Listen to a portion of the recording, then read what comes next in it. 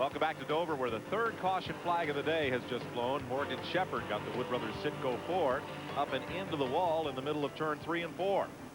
He was able to continue on, but debris on the racetrack there has brought out the caution flag. Third one of the day, lap 327.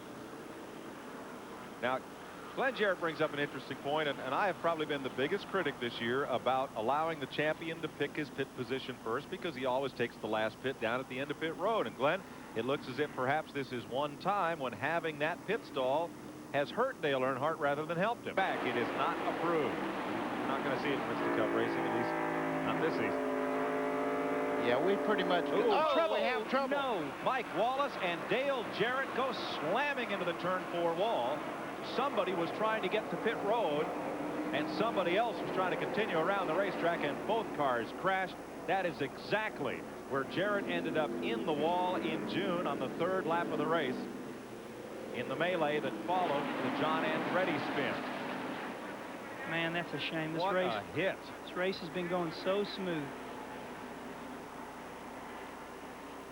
A hard hit for both Mike Wallace and the 28 of Dale Jarrett, Randy Pemberton. The 28 car was 1 lap away, or 2 laps possibly, from coming down pit road. The crew was poised on top of the wall, and I mean, you want to see a bunch of stunned guys down here in this pit. They're all looking to see if Dale climbs out of the car. We see him moving now. Obviously a destroyed race car and a bunch of destroyed hearts down here. They had such a good run going.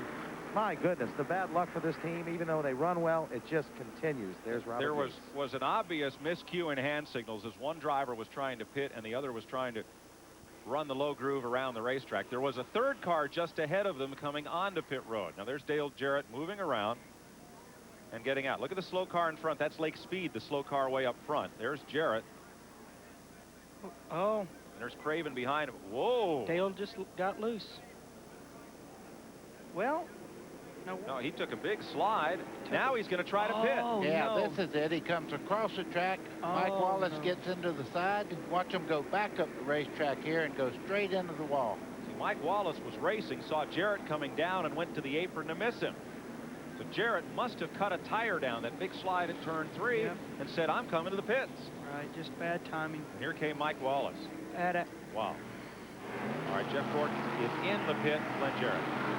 Well, Jeff comes in, Mike. They're going to make a 4-tire change. They will take some bite out of the car this time. Of course, Jeff has been complaining all day about how tight the car has been. They were going to take 2 rounds out of the thing, so obviously that's pretty tight. Everybody we have talked to up and down here has been talking about how tight their cars were. Gordon is down in a way, but everybody except Rusty Wallace up and down pit road, the guys in the lead lap, were complaining about their cars being tight. Robin Pemberton told me that their car was okay. Gordon was out in 19.88 seconds.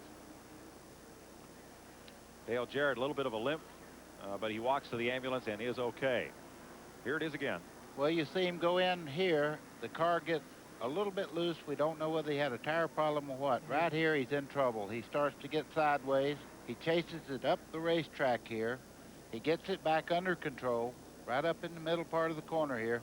Ricky Craven goes by. You see he's very slow right here. He decides to pit.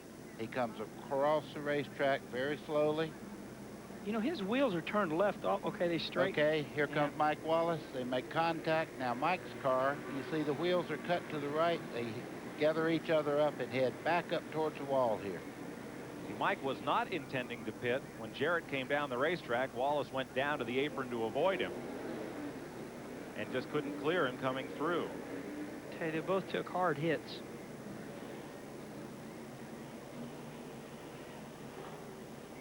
All right, Bobby Labonte in. There's Ward Burton, Ricky Rudd. That may be the difference right there. Jeff Gordon has won this year. Bobby Hamilton has not won. Michael Waltrip's in trouble there. You see the car going up the racetrack. He has a flat tire, it looks like. Looks like Michael, he hit the wall and his tie rods are broke, I think. Yes, that's it. Car won't steer. He can hardly steer that thing right now. Caution flag is out on the racetrack. Probably a lot of debris down at turns 1 and 2. And that's why Sterling Marlin puts on such a race. You never know what's going to happen. He's back. He made up 1 lap there. Yep, Sterling Marlin and Bobby Hillin. Michael Waltrip had a decent run going. He was a couple of laps off the pace. He was still in the top 25. And And that car will coast to a halt down at the bottom of the racetrack with him unable to steer it back to pit road. Good bit of controversy around Michael Waltrip about what he'll do next year. A couple of folks have said they're in line for that ride, but Michael was rather emphatic when asked about it yesterday. 1996, Michael. The ironic thing about this deal is we all signed up for an extra year a couple years ago. Me staying was a big part of Pennzoil signing on and staying. And now we're coming up to that extra year, and it's like people are talking about me leaving. I don't know how all that works out, but planning on being right here. That's what he said pretty emphatically. He plans on driving that car next year. That's what he said to me also. Wow. Look There's at Derek a lot of Coates' damage to Derek Coates' car as we are looking here. They're jumping on the front valence there, trying to get it all bent down. Yeah, there's a little bit more that happened than what we were able to tell, evidently, with Derek.